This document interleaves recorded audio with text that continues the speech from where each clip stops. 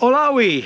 Welcome to Hiking with Kevin, and today we have a fantastic hike, just as always. I'm hiking here in a park in Los Angeles where they charge you to park. I mean, how ridiculous is that? You know? And the ticket is like $130 if you roll through a stop sign. And they have photo enforced signs everywhere, but nobody pays attention. So what I do is I stand by the stop sign and I make sure everybody comes to a complete stop. And I only charge $50 for that. I'm a good guy and a good hiker. All right, man. Thanks for coming along. Let's strap on that helmet, get some caffeine in you, and let's go take a hike. My hiking partner today is a very, very busy actor. He's starred in a lot of TV roles. He also had the distinction of playing the role of King George in the successful Broadway play Hamilton. Also, we are both members of the group Mensa, which is for really smart people. That's not true. He's not as smart as me. I'm the only member. You'll see, I'll show you. All right, let's go take a hike with the very talented Taran Killam. Hey Taran, how's it going? It's going great. How are you, Kev? I'm so fantastic, thank you. Hey, settle that for me. Okay. What is the capital of South Dakota? Bismarck. Missoula. See, I told you. I told you. All right, all right. Yeah. How was your night's sleep? It was a windy night. It was a windy night, and at one point... You sleep outside? Yeah. Yeah. She'll forgive me. Yeah, eventually. I was afraid. I honestly thought we'd lost our cat. We have a newish cat, Neville. He's 8 months old, and I just heard screeching, just a screeching, and I was just shuffling around in high winds and slippers and briefs, and just spent the rest of the night stressed about how I was going to tell my children their cat's gone. Oh, their no. new beloved cat is gone. Did you find it? Literally went up to start making some oatmeal, and he was sleeping on our kitchen chair. I used to worry about the wind when I lived up in the canyons because when there's wind, there's fire a lot of times. Sure. And we had to evacuate a couple times from our house last year or so. Yeah. Well, this drive, it really does feel like a death trap when you're coming in. You have to like zigzag through 2 mountain ranges. Yeah, I know. To get to where we are right now. I know. And then you gotta clear those snow caps. Yeah. And you know, jungles. Yeah, yeah. Are you good with a plunger? Yes. Are you really? Yes, very good. And I think what I'm most proud of is limited splashback. I'm very good at an ease in and then a firm thrust at the bottom. You have to ease it because if you just go like this, it's just gonna splash up everywhere. You like a wooden handle or plastic? Oh, I think I prefer wooden. And what do you do with a plunger after you unclogged it? Yes, so I do like Mr. Miyagi. I spin, spin, spin, spin, spin, spin. I didn't know that was the way you do it. I spin, spin, spin. I do 2 clean flushes of just water. And you leave the plunger in there so it washes it out? To rinse it. I do spin, spin, spin, and then I'll usually like bring it to the shower, and I'll set it in the shower and maybe do a rinse As you're taking a shower? Yeah, just to. Do you think if you're constipated, you could use a plunger on your butt? Ooh.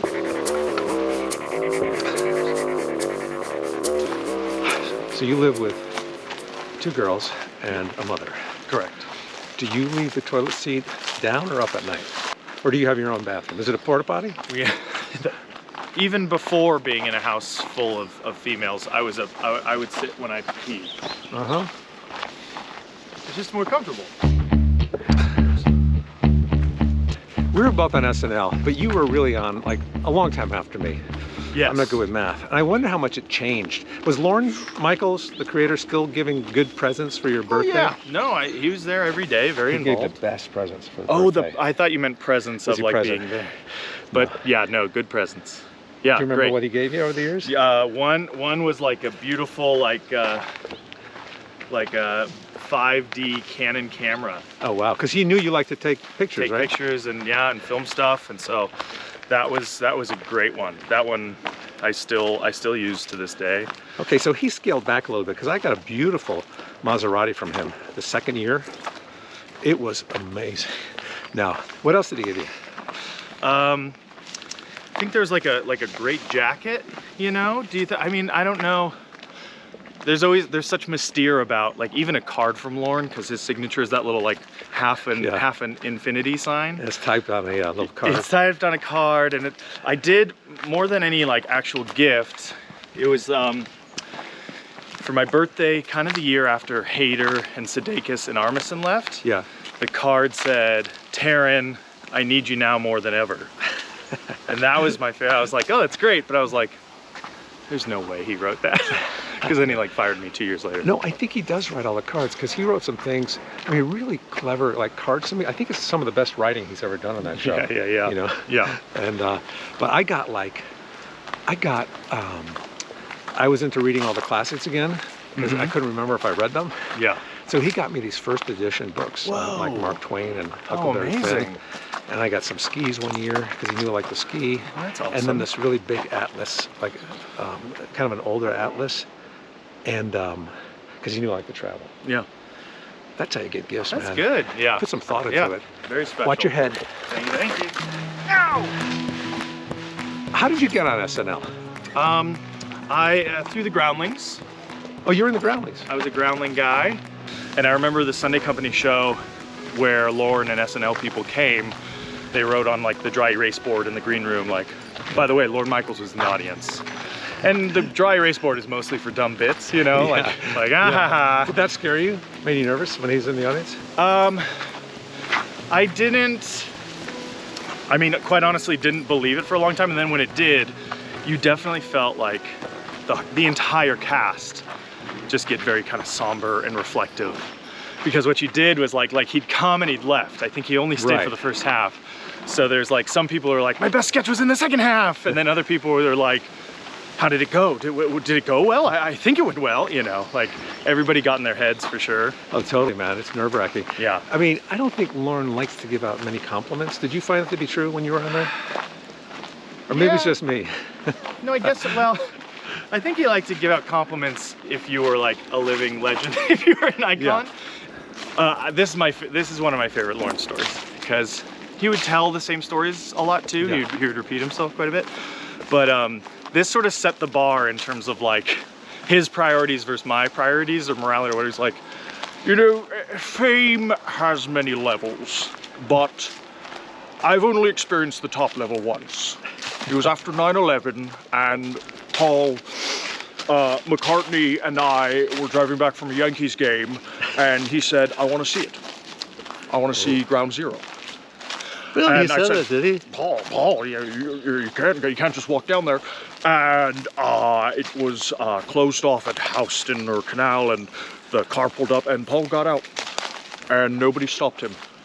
Wow. And each marker, they were like, well, that's part of Paul McCartney. I'm Paul McCartney, you can't stop me. Come on. And that's when I realized what real fame was. And I was like... I get this a lot. Who was your favorite host? Ooh, I mean, most meaningful for me was Jim Carrey, just because he is kind of my hero growing up. Really? And he hosted my first season. He hosted kind of the first episode after the new year. I think that was the year I left. No, it couldn't have been. Well, he came, I mean, this was like his second or third time, right. Yeah. And I actually got a sketch in with him where we were like animatronic rides turned evil, demonically possessed or whatever. Nice. And so to get to do like physical comedy with my idol, that meant a lot. But people ask me a lot, who's the worst host? And yes, you can't answer that, because you don't have Macaulay Culkin coming after you. You know what I mean? I'm just saying. Yeah, well, you're a classy guy. Well, watch out for this river here. Okay. Oh, look at this. I mean, that's... Can you make it? Try it. Careful. Oh! No! Jesus. Anything for a laugh. Seen this before. Yes. First episode of Hiking with Kevin where someone gets mugged. You know, just be careful, because there could be a train coming out of there. What is a hike without some nice graffiti? Just point to your stuff. It's all my stuff. Oh, God. Is this scary or what? Smells good.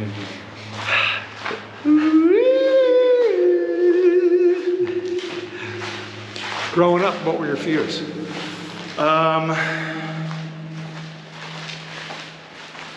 Boogyman?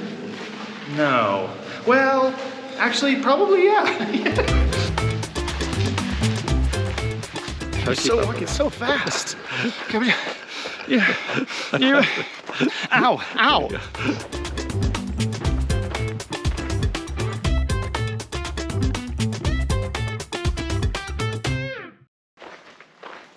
Oh, do you think you have bad breath? Yeah. Really? Yes. I'm constantly insecure about it, for sure. Oh man, that's gotta be horrible. Honestly, like what I'll do sometimes, because this isn't a thing, so I'll do this. That's what I'm told. If you lick your wrist and then smell it. Yeah, that's what. Horrible. But you don't know if it's your wrist that smells or your bad breath. Right. Is it the saliva from the food, or is it the actual air coming out of your esophagus? Yeah.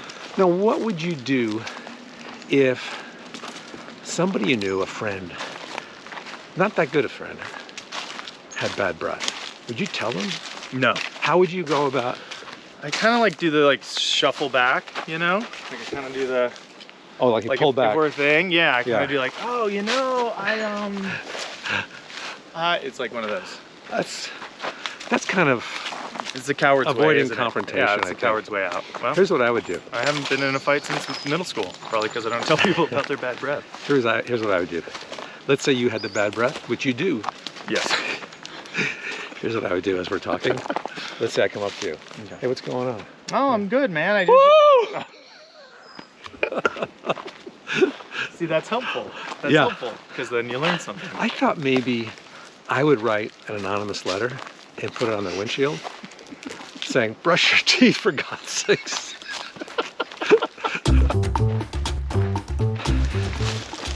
Kevin? Kevin, you're hiking pretty fast. Kevin? I told you your breath is horrible. Kevin! Don't talk to me when I'm hiking, it's distracting.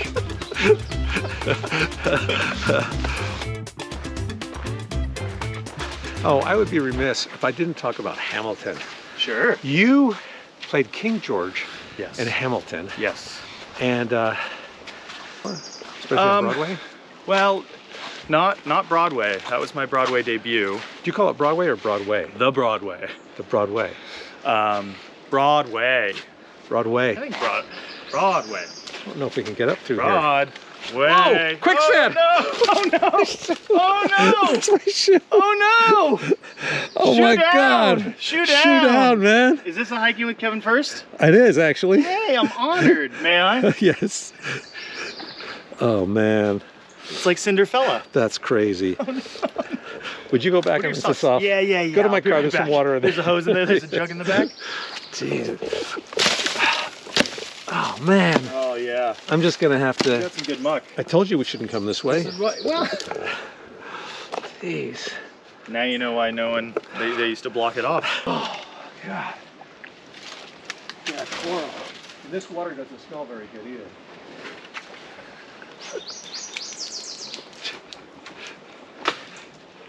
Oh my gosh. Oh, that feels good. That feels good.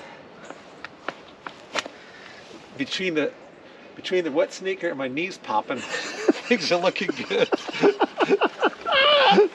Oh man. Man, we are going into the outback. Anyway, yeah, it was my first Broadway show. Sorry for the interruption. It was such a good story. I hate this trail right here. I mean, it's been nothing but trouble. Okay, so first, how nervous were you? Coming out. More nervous than anything I'd ever done. More so than SNL. Yes, definitely. And SNL, I would get most nervous, and this is actually, I'd be curious to hear your thoughts, because Weekend Update was when I was most nervous. Yeah. When I had to speak directly to camera. Right. In a sketch, you're with people and it's easy to distract yourself. But anytime I do an update feature is when I get most nervous. All the focus is on you. Yeah. But the audition more than anything for SNL is still, that's the highest stress level I feel. Right. I remember the first sketch I did, it was Mr. Subliminal. And I was nervous because, it was kind of a complicated sketch. They were away at commercial, coming back in about 10 seconds. Lorne comes up to me, puts his hand on my shoulder, he goes, "Are you sure this is what you want?" You did 8 seasons. 9 seasons. 9 Yeah. seasons. 8 good seasons. Let's go back to Hamilton. You Okay. can't leave Hamilton like that. Sure. So in Hamilton, did you ever forget your lines? Oh yeah, definitely. Oh, man, that's my biggest fear, is being in a play and forgetting my lines. And forgetting your line? Yeah. I've never done a play. You'd be great. Oh, thank you. Don't you think like in a think Neil I would. Simon and like yeah. an Odd Couple? Come on. Yeah. You and me, Odd Couple? Oh, that'd be great, man. Yeah, it would be. So you go on Broadway, you're on Yes, stage, yes. you're singing. Can I have 1 or 2 lines? Yeah. You say the price of my love's not a price that you're willing to pay. You cry in your tea, which you hurl in the sea when you see me go by. Why so sad? Remember we made an arrangement. I love that song. I Now you're love made. that song. Thanks, Taran Killam. It's a fun hike. Boy, last name like Killam. Sounds like a villain's name from a James Bond movie, doesn't it? Like Dagger Killam. Maybe not. Sounds more Irish, I guess. Well, turns out Taran is pretty smart. I say we're about even. Yeah, about even. Thanks for joining my hike. Please come back next time. And don't forget to subscribe and touch that little notifications doodad. All right, man. Happy trails.